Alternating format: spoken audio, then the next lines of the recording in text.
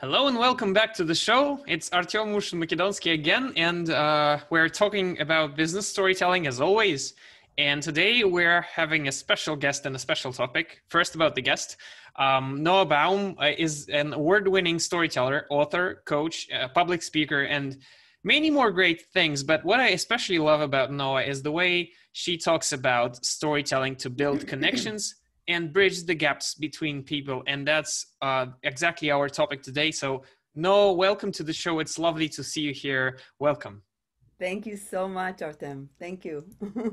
You're an inspiration, honestly. And since I've seen your TED Talk and listened to your several of your talks, it's been clear that you are great at, connecting stories to a certain goal, building connections. But let me start with this question. What moves you to talk about this usage of storytelling? Why storytelling for connection? What is it about the topic about for you? I think it's the way my life experience just led me there. I grew up in Israel, I grew up in Jerusalem, and I came to the United States in 1990, and I met a woman on the playground. And she was Palestinian. She also grew up in Jerusalem, not very far from where I grew up, but on the east side of Jerusalem. And we became kind of mom friends on the playground, watching our kids grow up together. And then in 2000, I presented at the National Storytelling Network conference for the first time. And I took a workshop with Lauren Nimi and Elizabeth Ellis, two very prominent storytellers here in the United States and I think the world. But the workshop topic was the importance of telling difficult stories.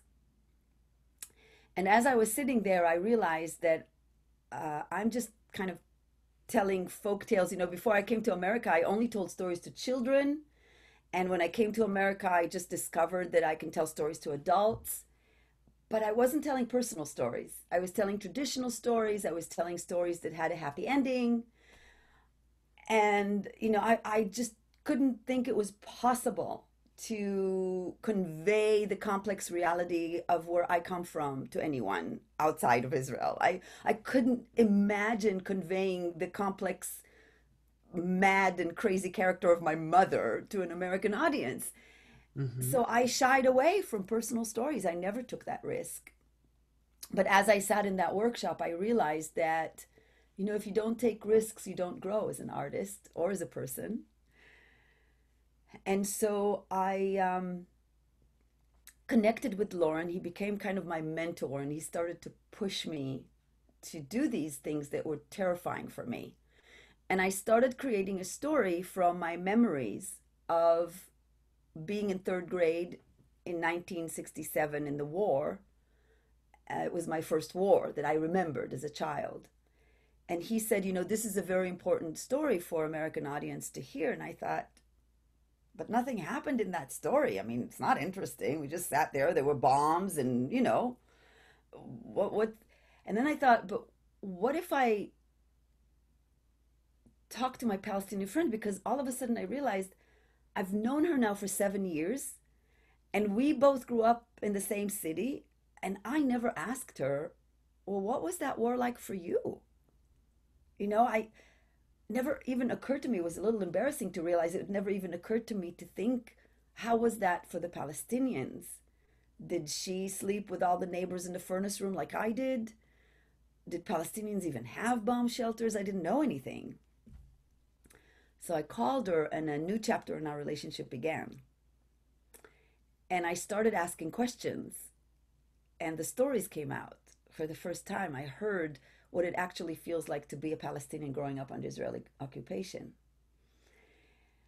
And all of a sudden, she's talking about soldiers that terrified her, and watching a soldier kick a 13-year-old boy and feeling hate for the first time in her life. And I'm feeling like somebody just kicked me in the gut, because those soldiers she's talking about are my people, our boys, our heroes, right? So it was jarring. All of a sudden, my people are the them, Yeah. and it was very painful, but I kept listening because she was telling me her story, and I'm the one who asked, right? That experience, it was so mind-boggling because we came to places where we argued about history. I'd say something that was a historical fact. She'd say, no, that's propaganda. That's Zionist propaganda. She'd say, Wow. she'd say a historical fact. I'd say, nope, that's not true. That's Arab propaganda. And then she says, look at us, we're becoming defensive. And we laugh. And, I pick up the baby. She goes to make a soft boiled egg for the other boys. And we continue to talk. And that experience made me realize that there's something going on here, and the compassion that we were able to hold on to and how we were able to continue to talk in spite of not agreeing always. There was never a moment where I said, oh, I can't talk to this person anymore. And so I created this one woman show because I wanted other people to feel that kind of compassion. So I created a one woman show called A Land Twice Promised, where I tell our stories and the stories of our mothers that echo these contradicting national narratives of our people. And very soon after I started performing this, and I've been performing this all over the United States and in Europe a little bit, but very quickly after I started performing, I realized from the reactions that my story is not about two mothers meeting on the playground, and my story is not about Israelis and Palestinians. That my story is really about the power of story, and the power of story to connect across differences and to help us listen to the story of the other, even and especially when the other is different and when their story is difficult. So I started using story as a tool for peace building, and with by peace building I mean, not just, Israeli and Palestinian conflict, but any issue of diversity and building bridges, team building, interfaith work, leadership training. I feel it's such a powerful tool to really connect across people, but you have to know how to do it. So it's not just, oh, okay, well, tell me your story. It's how do we create that kind of safe container where we invite people not into debate or argument, but into listening and into experience, which is story. you Thank know you for that. That's Life leads you there. Life leads you there.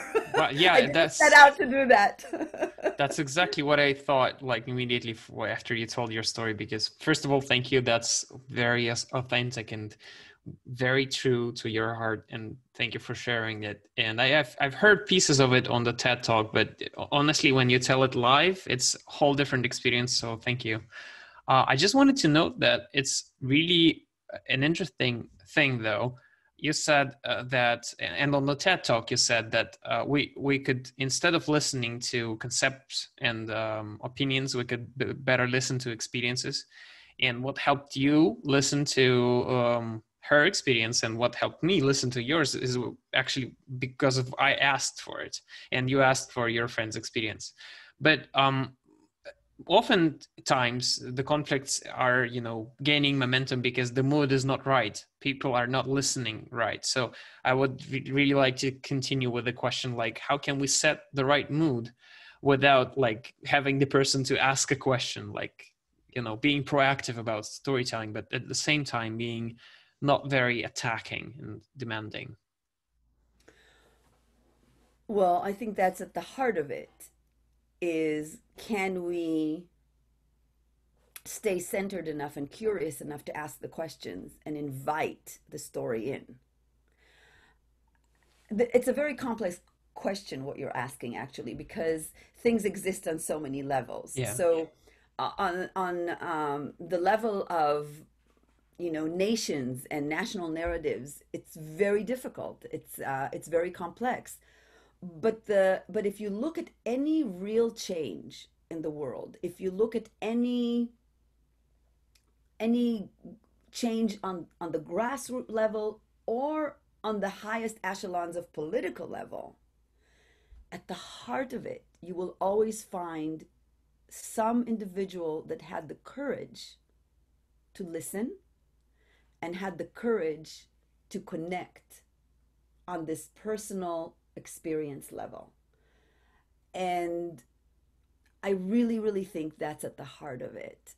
The big question is, how do we get there? The big question is, how do we create the right containers? I mean, if we're talking about, you know, the business world, if we're talking about communities, how do we initiate? How do we invite people into this space? And that's the hardest part. And that's the hardest part. I do not have an answer for that. I just know that when we are able to create that container, when we're able to invite people into such a container, the magic happens and it works. How to get them there is very difficult. Yeah. Thank you for noticing it, because what I like from your answer is that there is actually no answer to the main question, but there is this clue about the leadership positions. And I immediately start thinking about, the current politicians and, leaders of big organizations, which are, well, some of them are really closed out and, not open to listening or not even open to telling. And this year has actually shown us that compassion and listening skills among some European and Asian leaders is, prevailing. And I know we've discussed it previously when we were, chit-chatting before the interview. But let me put it in a different way. I know that persuading some leader to listen is a tough call, and sometimes it's too tough to be realized. But maybe there are some clues that open a person up to the right mood of listening. Maybe something a teller could do to invite the listener to, like, in the moment of listening, not in terms of a character trait, but in terms of, I'm starting to tell a story. Is there something I could do to help the listener become more open towards my words instead of being closed out? That's a whole other skill and craft that I also, I just gave a workshop yesterday for a group of young leadership in a political group. And it's exactly what we talked about. So, how do we craft the story?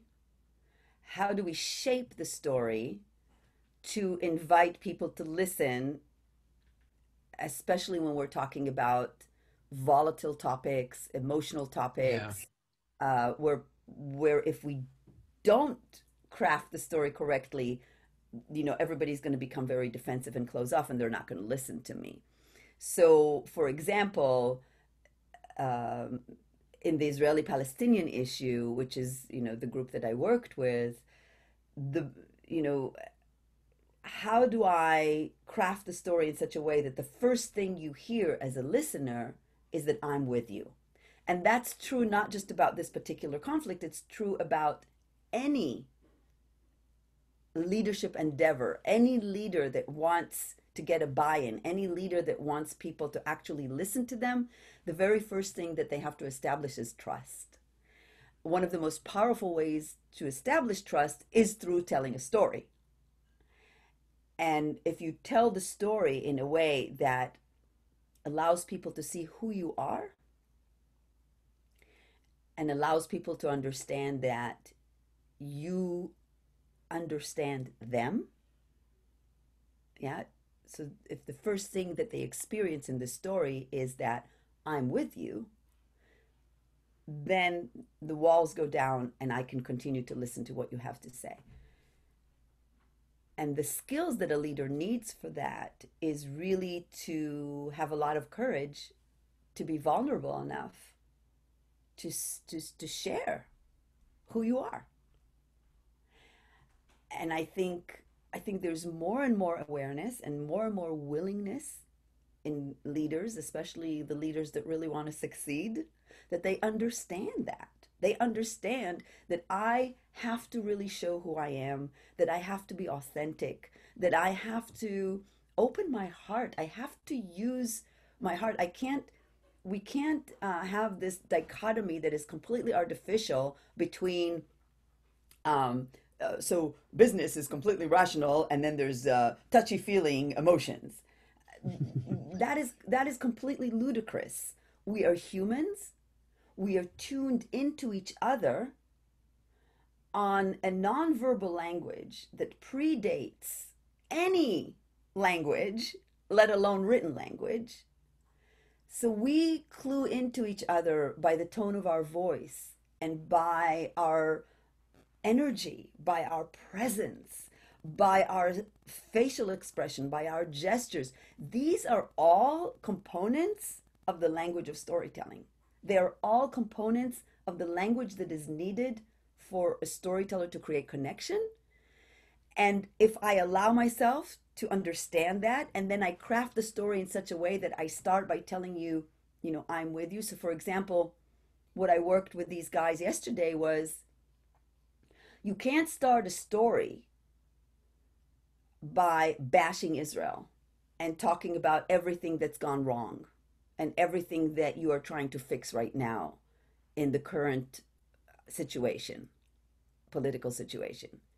If you really want people to join you and you want people to come and be part of what your work is about, which is to fight for a democratic state, to fight for democracy, to fight for the good, yeah? No one is going to join you. No one is going to be able to hear your story if you start in that way, because it's such an emotional and volatile topic. There is so much trauma around our relationship with the state of Israel that if I just hear the hint of criticism, I'm going to shut down and I'm not going to be able to listen to you. And the analogy I like to use is, I can say the most horrible things about my mother. My mother drives me crazy. I can say the worst things about my mother. But if my husband, even if he uses the exact same words that I did, if my husband says those things, I become a prickly bear ready to attack. Yeah. I will become defensive. Well, you can't talk like this about my mom. And it's the same about this. And it's the same about anything that we are emotionally connected to, let alone that we have a traumatic relationship with. So how do I come to you to show you first that I love your mom, so that you can trust me, and then maybe you can hear what I have to say? Yeah. To me, those are the leadership skills that we need. How to create that trust by crafting the story, but also how to understand that my presence and who I am and how I allow myself to be seen is part of the content, is part of the message. That's good. I like that. The only thought that comes up to my mind is express gratitude for someone listening to the story by giving them a nudge that it's not about me, it's about actually between us. And that's an insight. Thank you so much. You know what? Just to get a tiny bit more technical in here, there is a continuum that I discovered while talking to different storytellers, and we could, separate different tellers on the line, and on the right side of the line will be the people that start crafting the story and then tell the story like it happened. Like they literally tell what happened. And there's like Murray Nossel, one of the amazing storytellers, and they stick to what happened, like what you felt, what you've seen, and etc. And on the other side of the continuum, there are storytellers who craft this small piece of information before the story, like, well, guys, I once heard a story of a leader who I really admire. And then you go into the story. Like it's not the part of a story, but it's actually a trick to, get the attention, get the willingness to listen. So let me put the question this way. What you're talking about is more about this left side approach with this technical part, or is it more about telling the story, but telling it in an open way and, gestures and tone of voice? So to your mind, what is more crucial, the content, the what you speak, or the how you speak, how you position your story? I honestly, there's no distinction. That's exactly the point. There is no distinction. And I'm not quite sure that this continuum that you're describing is something that I would describe as a continuum. It's just two different things. Um, every story that you tell is is not everything that happened. So even when you're telling a story about something that happened, there's still crafting and skill and choices that you need to make to learn how to tell it. So a story is not everything that happened to you. That's not going to be interesting. We don't care. Yeah. A story is a chosen narrative of what something that you have an emotional connection with of what happened to you and then how you choose to connect with us and communicate it to us. So it's always about choices. There's always an element of artistic choices that one needs to make, no matter who you are and what story you're telling. There's always choices. What you described on, I don't remember, whatever the side of the continuum is not a different way. It's just a framing. And framing a story is always important. You always need to frame the story depending on who it is you're talking to. So I will always start a story in a different way depending on who my audience is. Story is liquid in that way. What I talk about, the crafting of the story and your presence as a storyteller, to me, they are not two separate things. They are one. They're one thing. They're one thing that distinguishes spoken story from written story. When you write a story or when you're reading a story, your physical presence is not part of the content. It's not part of the equation. But we're talking about spoken word and we're talking about the oral tradition. And in the oral tradition, be it a personal story, something that happened to you, or a traditional story, something that happened to your ancestors, or something that happened to the ancestors of somebody from another culture, your presence and what you are doing with your voice and with your face and with your gesture and with your emotional investment in what you are saying is part of the content. And it's as important, if not more, than the actual words that you're using because our voice carries meaning. Our gesture carries meaning. Who we are carries meaning. So it's not two separate things. It's not like two technical things. Uh, when you work on it, when you learn it, you may need to separate it into two different workshops just because there's so much to cover, but they are one and the same. They're one and the same. Got it. Because this is the human language. It's the Yeah. human language of connection. I can say to you, I love you, and I can say to you, I love you. Okay, that does ring a bell. Okay. So you know that the meaning is not the same, Of course, that's, the but the words congruence were of the exact communication. same. The words were the exact same. Yeah, that's about the congruence. That's being congruent. And sometimes it's fairly easy, like like the example you just gave, you need to be congruent with your story. But you know what, a question turned up in my head, and um here's the thing, some aspects of vocal tone, or how you approach a story, how you give it to the audience, is learned from experience. You like, it's obvious that you need to say I love you, but sometimes after telling a story, you think to yourself, ooh, should have told it a different way because they didn't quite get it. So I just wanted to to explore it a bit deeper. Have you had such a moment when you realized you either succeeded like immensely, but you didn't know that like it was effortless for you, or in a different way, like you did it as always, and then realized that something made it a different approach? Oh, absolutely. I mean, we all fail. um, I think what I've learned over the years that it's not a technical thing. What am I doing with my voice? It's, are you present in the moment with these particular people that you're talking to? And that determines a lot of what's going to happen. So, yes, I prepare. Yes, I craft the story. Yes, I rehearse and I tell it again and again and again and again.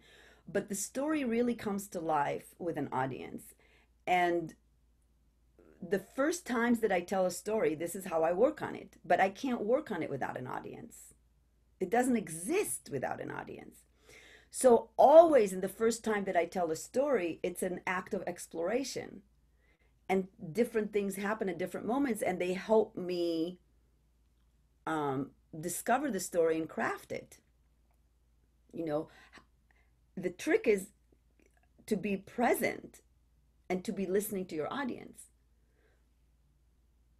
You know, the trick is not to be so caught up in what I want to say as to be in the moment asking, are you with me? Are you with me? Are you with me? And according to what you're getting from that, are you with me internal quest, you respond.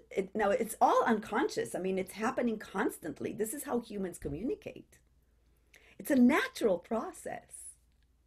We need to learn it and to practice it if we want to harness it for specific goals. But this is what we do as humans. You know, if I'm telling you a story and your brows do this, I instantly repeat something because I'm sensing that you're not sure what I meant, right? This is what we do.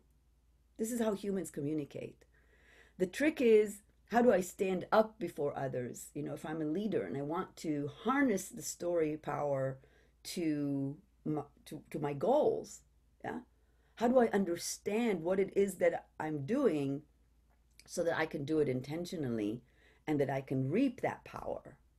Yeah, that's exactly it. There are some moments when you're like telling a story, and at some point you just lose the feeling of you being present, because that happens. You can be like tired and fatigued and stuff.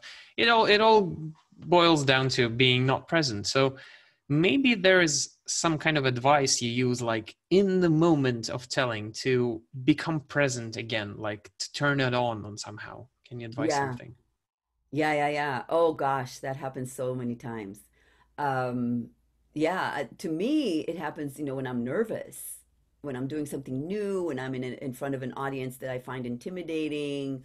So that tends to happen to me because I just get insecure and so then I'm in my insecurity and I'm in my worry instead of being present and being with them. So it's like I'm worried about, well, what do they think about me? Do they like me? Instead of just being in the story and trusting and just being in that relationship. So that is a really big issue, I think, for many, many people. What I've discovered is, I don't remember, I learned it somewhere. I was doing this retreat and we did a lot of movement and meditation.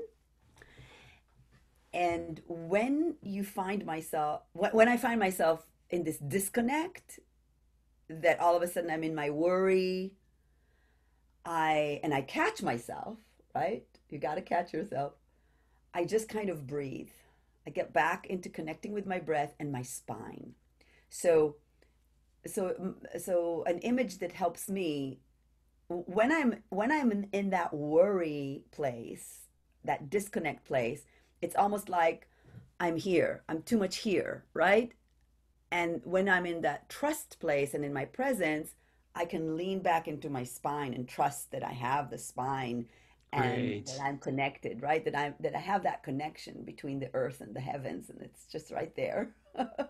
So it's just something very small and yet very physical that helps me.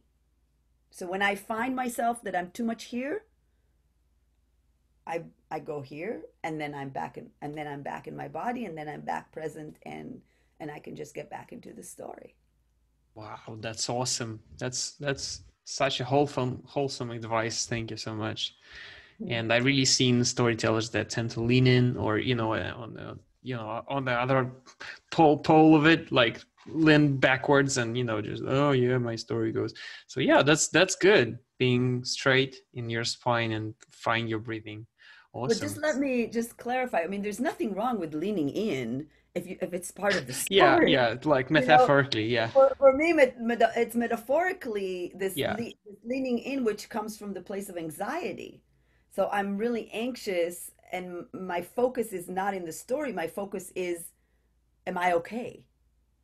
And That's that's good. not the focus that you need when you're telling a Exactly. story, because it's not about you. It's about us. Oh yeah. Exactly. That's awesome. No, that's great, and I am really getting a lot out of this, and Mhm. it's so good that we still have two traditional questions to go, and I asked them to all storytellers, and I'm really curious to know what you're thinking about these.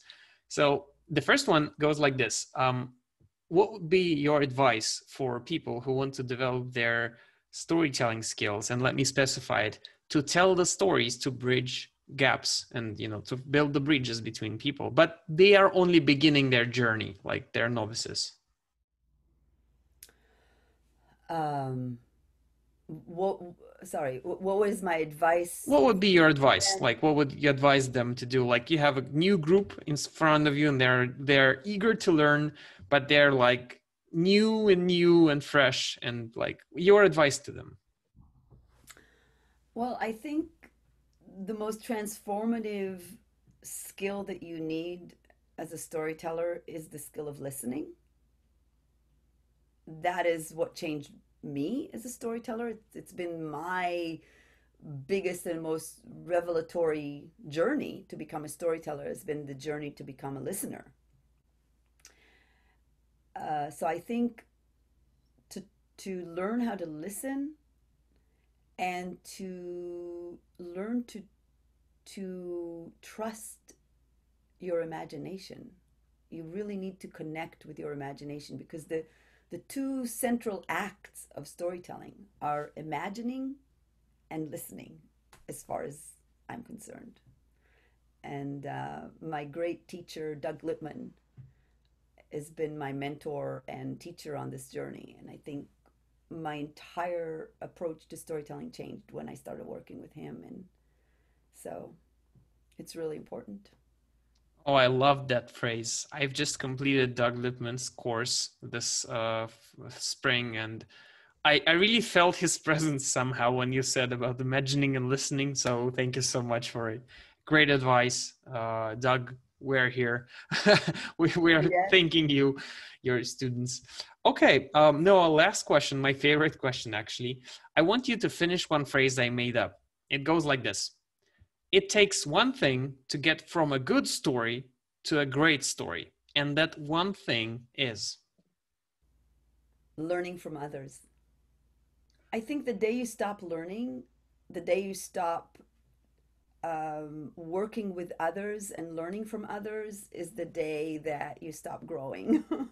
So I think if I look at all the great storytellers that are my mentors and my inspiration, what distinguishes them is that they continue to grow and learn all the time, and they work with others. And um, to me, that's kind of, I think that's the biggest thing that you have to do. But as I'm saying this, I'm also thinking that the other thing is, sorry, you only wanted one, but I have two. No, that's perfect. Um, I want to know. uh, so I think really the other one is really to know yourself. You really you have to be able to take risks and go to the places that may be emotionally threatening or difficult or painful.